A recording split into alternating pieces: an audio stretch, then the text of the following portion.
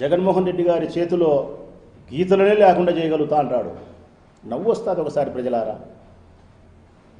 నీకు చెరొక వైపు, నీ భుజాలకు చెరొక వైపు, ఈ వైపు నరేంద్ర మోడీ, ఈ వైపు చంద్రబాబు నాయుడు నిలబడి సంకల కింద చేతులు వేసుకొని లేచి నిలబడితే కానీ నిలబడలేని పార్టీ జనసేన పార్టీ. నీవు జగన్ చేతిలో రేఖలను తుడిపివేయగలుగుతానంటే ఎంతవరకు ఇది సమంజసం? పరిపాలనలో నీ ఆలోచన విధానం ఏమైనా ఉందా? అందుకే ఈ రాష్ట్రంలో ఉండే తెలుగు వారందరూ పవన్ కళ్యాణ్ మీద మాట్లాడే మాట ఏంటంటే, రాజకీయాలలో పవన్ అసమర్థుడు. ఇక చంద్రబాబు నాయుడు, ఈ రాష్ట్రంలో కాదు చంద్రబాబు నాయుడు, ఈ దేశంలోనే చంద్రబాబు నాయుడు అంత అవకాశవాది, ఈ ప్రపంచంలోనే చంద్రబాబు నాయుడు అంత అవకాశవాది, రాజకీయ అవకాశవాది మరొకరు లేరు. ఊసరవెల్లి కంటే వేగంగా ఎక్కువ రంగులు మార్చగలిగిన దిట్ట చంద్రబాబు నాయుడు. నరేంద్ర మోడీని జైల్లో పెడతా అన్నాడు. నరేంద్ర మోడీ మనిషే కాదన్నాడు, జతగట్టినాడు. విడిపోయినాడు, మళ్ళీ జతగట్టినాడు. పవన్ కళ్యాణ్ తిట్టినాడు, పవన్ కళ్యాణ్ లోకేష్ను తిట్టినాడు, జతగట్టినారు. కాంగ్రెస్ను వ్యతిరేకంగా పుట్టిన పార్టీ తెలుగుదేశం పార్టీ అని చెప్పినారు. అదే రాహుల్తో చేతులు వేసుకొని చట్టాపట్టాలు తిరిగినాడు.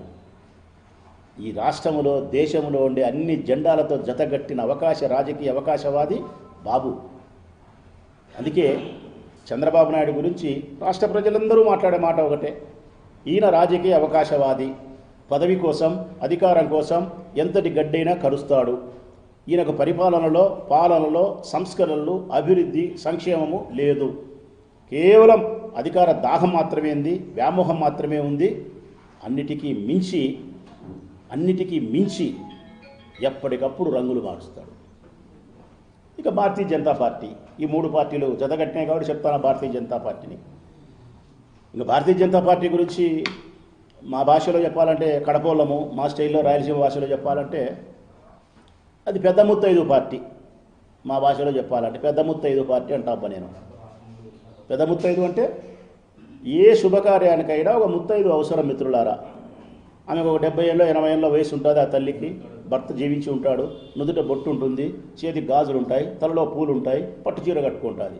కానీ ఫంక్షన్లో ఏ పని చేయదు, ఆమె చేయలేదు, వయో వృద్ధురాలు. కానీ శుభకార్యం పూర్తి కావాలంటే మాత్రం ముత్తైదు ఉండాలా, పెద్ద ముత్తైదు. ఈ రాష్ట్రంలో దేశంలో ఎవడు ఎన్నికల్లో గెలవాలన్నా కానీ ఈ రాష్ట్రంలో 1% బలం కలిగిన బీజేపీకి పొత్తు పెట్టుకుంటారు. కారణం పెద్ద ముత్తైదు. శుభకార్యం జరిగేదానికి ఎట్లుండాలనో వీడు ఎన్నికల్లో గెలిచేదానికి బీజేపీ పార్టీ ఉండాలా. ఎందుకంటే కేంద్రంలో పలుకుబడింది కదా, ఎన్నికల కమిషన్ మీ మాట వింటుంది కదా. అందుకు పెద్ద ముత్తైదు బీజేపీ పార్టీ. 1%, 2%, 30% ఓట్ల బలం కలిగిన వీళ్ళు వైఎస్ఆర్ కాంగ్రెస్ పార్టీకి కలిగినటువంటి 40% ఓట్ల బలాన్ని చూసే జగన్ ఓడినాడురా, జగన్ సావలే అంటున్నారు.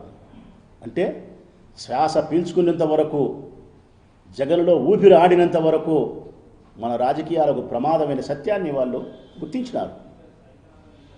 పైకి మాత్రం మాట్లాడుతుంటారు మిత్రులారా, 11 సీట్లు పులిందల ఎమ్మెల్యే అని. కానీ వారి ఆత్మతో వారు మాట్లాడుకుంటే మాట ఏం తెలుసునా, సీట్లు 11 కానీ ఓట్లు మాత్రం 40%. జగన్ ఎప్పటికైనా మనకు అవయానికి కాదు, రోమానికి తెలుసు మీకు జగన్ బలమేందో. అందుకే మీది ఇది కారుతాంది మీకు. 29 వస్తుందంటే మీ గుండెల్లో రైళ్లు పరిగెత్తనాయి. 29 వస్తుందంటే మీకు నిద్ర పట్టని రాత్రులే. కారణం జగన్కు జనములో బలం ఉంది. మీలాగా జగన్ జెండాలకు వేరే జెండాలను జతపరచలే, జనాన్ని జతపరిచినాడు. మేనిఫెస్టోను బైబిల్, ఖురాన్, భగవద్గీతలాగా భావించినాడు. గెలుపు ఓటర్లను సమానంగా స్వీకరించగలిగినాడు. ప్రజాసేవే లక్ష్యంగా ముందుకు పోగలిగినాడు. అభివృద్ధి ప్రధానంగా రాజకీయాలు నడపగలిగినాడు. మీరట్లా కాదు. అందుకే ఈ రాష్ట్రంలో గెలిచినప్పటికీ కూడా మీకు ఆదరణ లేదు, జగన్ ఓడినప్పటికీ కూడా ఆదరణ ఉంది. అందువలన ఈ రాష్ట్రంలో తెలుగు భాష మాట్లాడే ప్రతి తెలుగు సోదరునికి మీ రాచమల్లు హృదయపూర్వకంగా నమస్కరించి విజ్ఞప్తి చేసేది ఏంటంటే, కూటముల ద్వారా, సంకీర్ణ ప్రభుత్వాల ద్వారా ప్రజాస్వామ్యంలో ప్రజలకు ఎప్పుడూ మేలు జరగదు.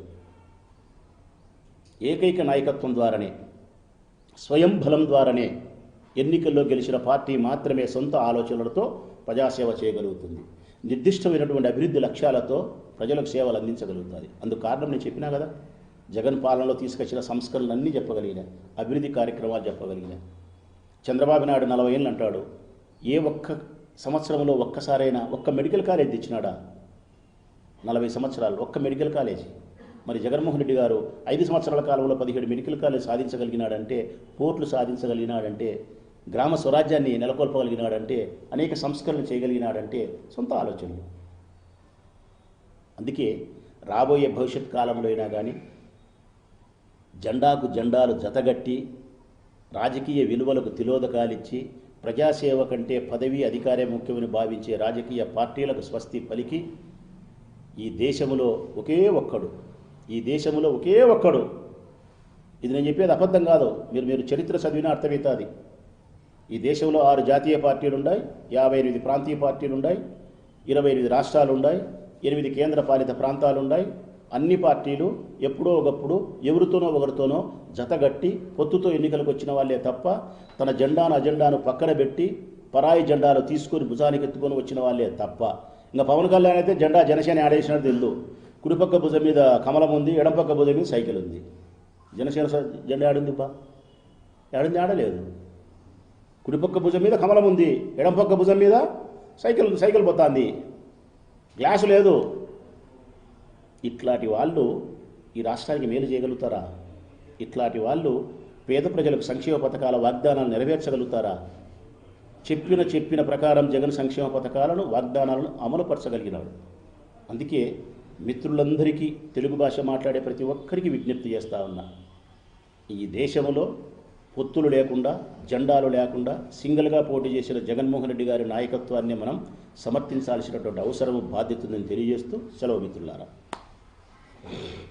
నా జిల్లాలో పునర్విభజనలో భాగంగా అన్నమయ్య జిల్లా కనుమరుగవుతుంది అంటున్నారు. దాని గురించి మీరు అన్నమయ్య జిల్లా కనుమరుగవుతుంది ఎక్కడ తీసివేయగలుగుతారు దాన్ని? రైతుడేమో మదనపల్లిలో, రైల్వే కోట తిరుపతిలో, రాజపేటలో, కడపలో అవుతుంది.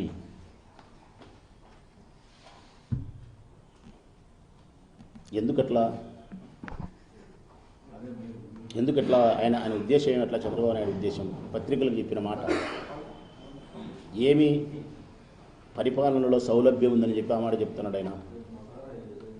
ఎక్కడైనా నా అభిప్రాయం అయితే జిల్లాలను విభజన చేసేటప్పుడు 2 విషయాలను ప్రాతిపదికన తీసుకోవాలా.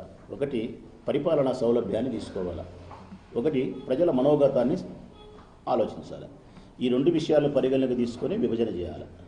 పరిపాలనా సౌలభ్యం వేగవంతంగా ప్రజలకు అందుతుందన్నప్పుడు ఎక్కడ ఏ ఊర్లను కలపాలనో ఆ ఊర్లను కలపాలి. రెండవది ఆ ప్రాంత ప్రజలు ఏం కోరుకుంటున్నారని కూడా కొద్దిగా పరిగణలోకి తీసుకోవాలి. ఇవి 2 తీసుకునే చేయాలి తప్ప తమ ఓట్లకు అనుకూలంగానో, తమ సీట్లకు అనుకూలంగానో, అసెంబ్లీ ఎన్నికల్లో గెలిచేదానికి, పార్లమెంట్ ఎన్నికల్లో గెలిచేదానికి ఇది తీసుకుపోయి ఆడగలుగుతా, అది తీసుకుపోయి ఏడగలుగుతారంటే ఇదంతా సంకుచితమైన స్వభావం, కుచితమైనటువంటి భావన. దీన్ని నేను పెద్దగా ఇష్టపడను.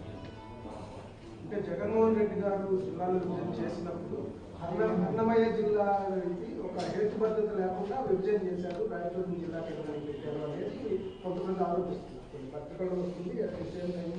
అది నేను అనుకోవడం ఏంటంటే, ఇంకా పచ్చపత్రికలు ఎప్పుడు రాసే వార్తలే కదా, మా మీద రాసే వార్తలే మామూలే. మేము మంచి చేసినా కానీ చెడ్డగానే రాస్తాయి. అయినా జిల్లాలకు సంబంధించిన దాంట్లో పెద్ద మ్యాటర్ ఏముంటుందని నేను అనుకుంటున్నాబ్బా. ఏది సౌలభ్యం అయితే అది చేయాలా, ప్రజలకు ఏది ఇష్టమైతే ఆలోచించాలా. రెండే తప్ప అంతకుమించి ఏముంటాయి ప్రత్యేకమైన కారణాలు ఎవరైనా కానీ. అంటే